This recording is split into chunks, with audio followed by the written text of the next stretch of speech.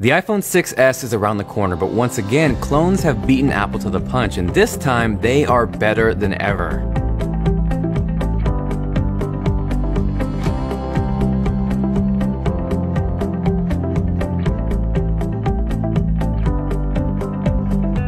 So what's up guys, Jonathan here with TLD with an unboxing of a surprisingly not terrible iPhone 6s clone. I actually grabbed two, one of them being space gray, which is cool, but we've seen that before. What we haven't seen yet though, or at least what Apple hasn't done yet, but has been rumored to do, is debut a pink iPhone 6s later this year. If you happen to catch my iPhone 6 clone unboxing last year, that thing was a disaster. It felt cheap, performed terrible, and lagged like nobody's business, but these clones, surprisingly, are a completely different story. Without even jumping into software, just the build quality alone is scary similar. The weight is super close, and honestly, if you put one of these side by side with a real iPhone 6, it's pretty hard to tell the two apart. Jumping into the software though is an even bigger surprise. On last year's clone, I had trouble even doing basic tasks, but with this one, which is still running an iOS skinned version of Android, it is shockingly smooth. Swiping between pages, launching Control Center, multitasking, it even ripped the freaking parallax effect. Now, running Geekbench, it obviously isn't going to come close to an actual iPhone, but it's still a significant improvement over last year's clone,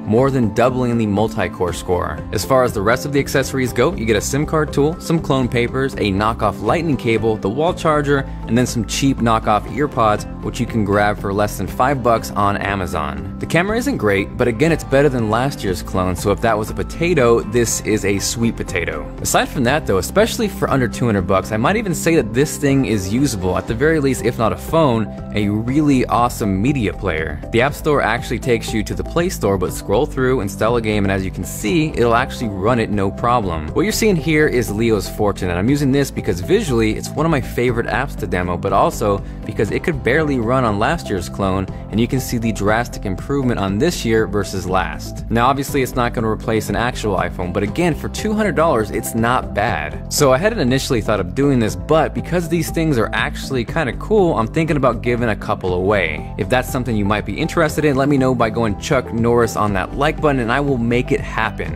Aside from that, if you have any questions, definitely feel free to drop me a line down below, but also make sure to subscribe if you haven't already, not only for the clone giveaway, but for the release of the actual iPhone 6s.